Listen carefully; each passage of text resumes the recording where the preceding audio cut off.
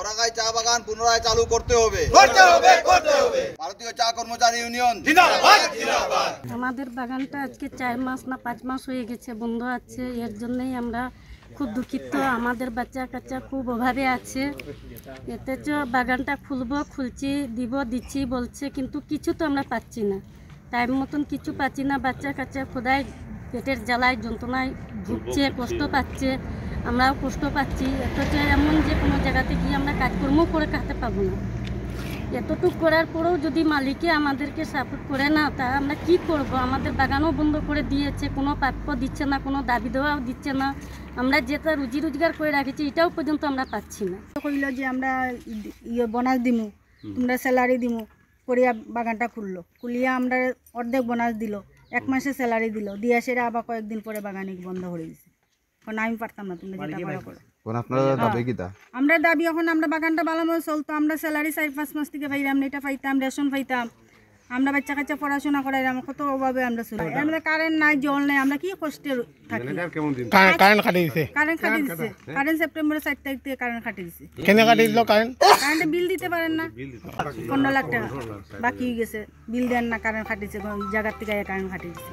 বাগান বন্ধ, আমরা কি কষ্টে চলি। বাগানে তো আমরা আছি, বাগানে টামছে ওখানে আসি আমরা, যে না বাগান বন্ধ হয়ে গেছে আমরা ছাড়িয়া অন্য জায়গায় কাজও লাগছে, এটাও না। বাগান চালু করতো, আমরা যেটা পাওনা আছে এটা দিত, আমরা যেটা এরিয়া টাকা বাকি আছে, যেটা আমরা টিএ বাকি আছে সবগুলা দিত। আমরা বাগান চলুক না, আমরা 100% আমরা দিয়া দিব। আমরা বাগান যে বন্ধ হয়েছে তবে আমরা বাগান ছাড়িয়ে গেছি না, বাগানেই আছি। আমরা প্রতিবাদটা হইল গিয়া বাগানটা বেশ কিছুদিন থেকে বন্ধ, আমরা অত এমপ্লয়মেন্ট এটার লগে জড়িত, আমরা রুজি রুটির অভাবত আমরা চাই যে কেউ হোক বাগানটা নেওক, বাগানটা কিনুক, এতে আমরা কোনো চে নাই, কিন্তু আমরা উচিত প্রাপ্য দিয়া, কিন্তু আজ অমুক মালিক কাইল কইব অমুক মালিক, আমরা এটার লগে কোনো নাই। আমরা কয়েকবার এটা এইসব ব্যাপার লইয়া ঢুকা খাইয়া থাকছি।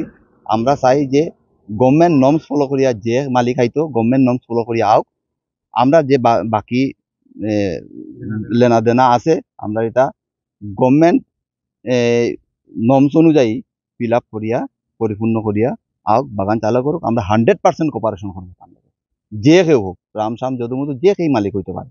বাগানটা বন্ধ হয়েছে শুনছি, বাগানে প্রচুর পরিমাণে লোন আছে, লোন রিফান্ড করতে না পারিয়া ব্যাংকে বোধহয় এটা সিজ করতে, এখন ব্যাংকে সিজ করতে, এখন এরপরে ম্যানেজমেন্টও গেছে গিয়া, ম্যানেজমেন্ট যাওয়ার পরে আবার মাঝখানে কতদিন এলসির অ্যাসিস্ট্যান্ট লেবার কমিশনারের এন্টারফেয়ারেন্সে আবার নতুন করিয়া বাগান চালু হয়েছে, মালিক খাড়া হইয়া, এরপরে আবার বন্ধ হয়েছে।